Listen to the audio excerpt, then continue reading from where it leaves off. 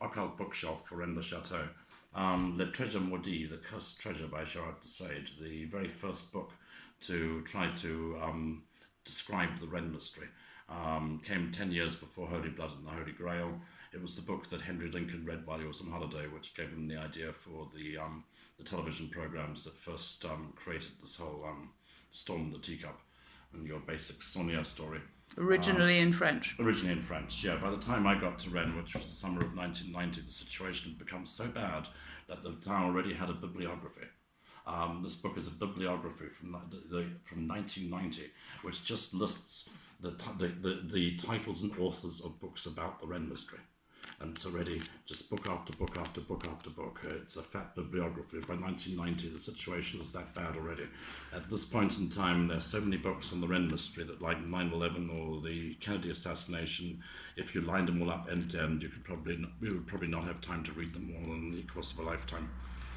So that this book is simply a Rennes bibliography. Worse still, it's and that's only 1990. That's, massively out of date.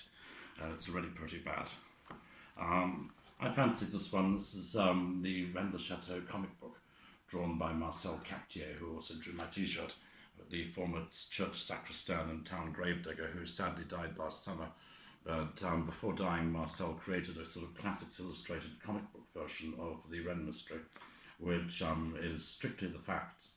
Marcel only drew what he knew for sure had happened, and he also made certain that all the people in the story looked like the actual people in real life. He drew his grandfather into it, and he drew the different people from old photographs of the village. And that's quite interesting, that book. I actually did read that. Yeah, it's very simple, but it's true. And true. Yeah, but it's also got the French side that doesn't paint Saunier as a hero at all. He had a dark side. Yeah. So I think that, funny enough, Marcel's Rennes comic book might be the easiest starter book for the Rennes mystery, because if you don't know anything else about it, it tells you the basic story without any of the conspiracy theory. If you're interested in the man. Yeah, and gives you the basic facts. It's in a very accessible manner. So yeah, strong recommend on Marcel's comic book. Then pronging the other way from Marcel's comic book, which is your basic, the true story of Sonia, and going off into on a tangent is first of all Elizabeth Van Buren's Refuge of the Apocalypse, Rennes le Chateau, Doorways to Other Dimensions. Elizabeth was the granddaughter of America's least memorable president, President Van Buren. She was independently wealthy, so she got to spend her entire life pursuing the mystery. She's also gone now. And this book, which is one of the first to postulate the idea of a space-time portal in the Rennes area, linking the area to other dimensions, and also introduces the idea that this area will be a protected place at the time of the apocalypse, that when the world is destroyed, only the Rennes area, the two Rennes and Bucharest will survive, which is exactly the thing that led to the mass hysteria in 2012 when the French government had to seal off Bucharest over the end of the world prophecy. It began with this book, Elizabeth's Refuge of the Apocalypse, that first put that strange thought into people's heads. So Elizabeth also believed heavily in aliens, in extraterrestrial presences in the area, and planted trees in the area in patterns so that the aliens could read them from above and stuff. And yeah, it's fondly remembered. And then this one, which is my all-time favourite book of crank erudition, Genesis, the first book of the Revelations, which was written by an incredibly colourful character by a man named David Wood, who is a retired British surveyor, here seen with his theodolites bravely surveying the zone. David Wood was the first person to create the Rennes pentagram, to realise that the entire area was joined up as a vast terrestrial pentagram. He was also a bigamist with 2 cohabiting wives, and he flew his own light aircraft. Very, very colourful figure. Genesis is... And what's the legacy of that book? Well, the Rennes pentagram stays with us to this day. Everyone's convinced that there's this vast... the sacred geometry. Sacred geometry thing that's in this area. To some extent it's true, but Woods takes it to an extreme that... what extent might it be true? The basic pentagram is pretty impressive. That it's true that things do line up rather neatly here.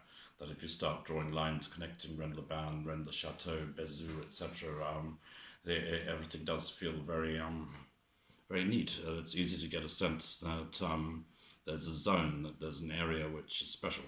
And you can feel when you're out of the zone, when you're in the zone, like, you know, when you go into Toulouse, you've got out of it, and you come back in past Montsegur, and you kind of enter it, and it feels like the gorges of Pierre-Lys and Galmus Gorge kind of guard this area, and that everything does feel a little bit special. And when you come up from Carcassonne and drive up to Rennes, you get a funny sense that you've stepped out of the rail world into somewhere which is one step closer to fairyland. And Wood, however, took it much further, and having gotten the basic pentagram, he then continued to survey the area, and obviously increasingly lost his mind. By about halfway through this book, he becomes convinced that what he's really found are the genitalia of the gods. First he discovers the vagina of Nut. Does he find the phallus on Lugarash? He finds the typhonic phallus. Typhonic? What does typhonic mean? It sounds bad. I've got no real clue. He's also got this copy comes of an errata slip where he's amended some of his measurements for those who care. Because it is a work of science. Yeah, but the part in this book which I love and adore beyond words, it's after he's already discovered this vast cosmic sex act. He reaches, just as of all mystery books, chapter 20, what a great title for a chapter. Chapter 20 is called Clues Everywhere.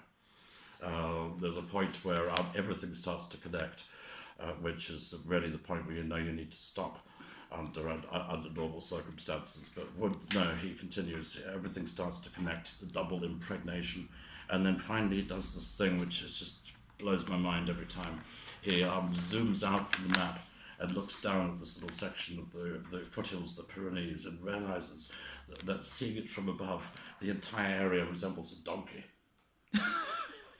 Donkey? Yeah, the evil ass. Here on the map, he traces the outline